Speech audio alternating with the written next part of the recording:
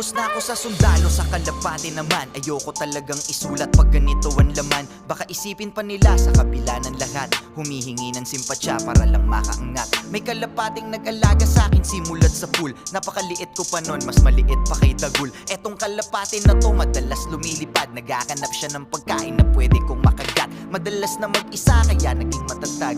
Iniisip ko na lang na babalik siya agad. Dinadalasan ng dasal para lalong marinig. Pengin ng jacket Kuya Willie sa gabing malamig.